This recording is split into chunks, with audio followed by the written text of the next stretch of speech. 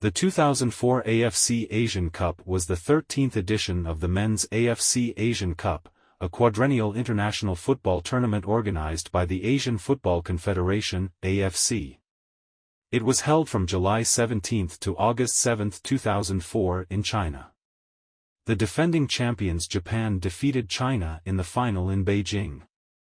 The tournament was marked by Saudi Arabia's unexpected failure to even make it out of the first round, a surprisingly good performance by Bahrain, which finished in fourth place, Jordan, which reached the quarterfinals in its first appearance, and Indonesia, which gained their historical first Asian Cup win against Qatar.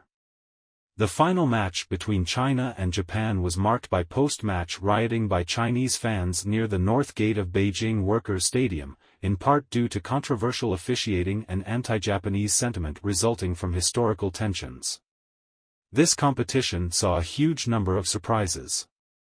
The first surprise, named Bahrain, was in Group A, which, despite being just its second tournament, held on China and fellow neighbor Qatar before beating Indonesia 3-1, with the Hubail brothers Mohammed and Alaa instrumental in bringing Bahrain to the quarter-finals. Host China, after a shock draw to Bahrain, easily progressed to the next round after thrashing Indonesia 5-0 before Su Yunlong scored the decisive goal in China's hard-fought win over Qatar to process.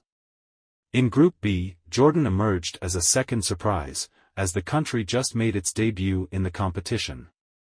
Jordan surprised the whole tournament by 2 draws to the United Arab Emirates and, especially, a successful goalless draw to South Korea, which had already finished in fourth place at the 2002 FIFA World Cup earlier. Between that, Jordan shocked Kuwait with 2 late goals to seal a 2-0 victory, thus finishing second and progressed to the next round alongside South Korea, which, after being held by Jordan, decisively beat Kuwait and the United Arab Emirates to progress.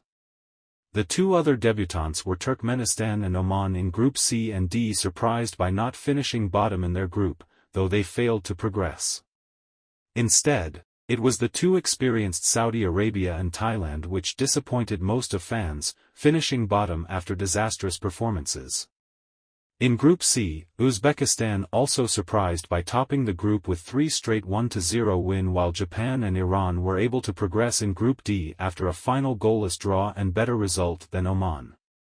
Iraq was the other qualifier in Group C, after beating both Turkmenistan and Saudi Arabia only by 1 goal margin. The quarter-finals saw Jordan caused significant problem for Japan, and Jordan was thought to have almost qualified for the semi-finals in the penalty shootout. However, 4 straight misses later cost Jordan's semi-final dream to end. Uzbekistan and Bahrain held on in a 2-2 draw, and Bahrain prevailed after penalty shootout. Host China easily crushed Iraq 3-0, with Zheng Ji scored 2 penalties to take Iraq home, while South Korea and Iran created the most phenomenon match in the tournament, an insane thriller where Iran prevailed 4-3 in what would be perceived as the greatest Asian Cup match in the history. The first semi-final saw Iran and host China battling for the final, with both being held 1-1, despite Iran was down to 10 men. China eventually won in penalty shootout. The other semi-final was another insane thriller between Bahrain and Japan, with the Japanese won after extra times thanked for a goal by Keiji Tameda in early minutes of the first half of extra times, thus sent Japan to the final against host China. Iran overcame Bahrain in a consolidating third-place encounter, 4-2, to acquire bronze. The final in Beijing saw China lose to Japan, with a controversial handball goal by Koji Nakata that sealed the game. The win meant Japan had successfully defended their title they achieved 4 years ago.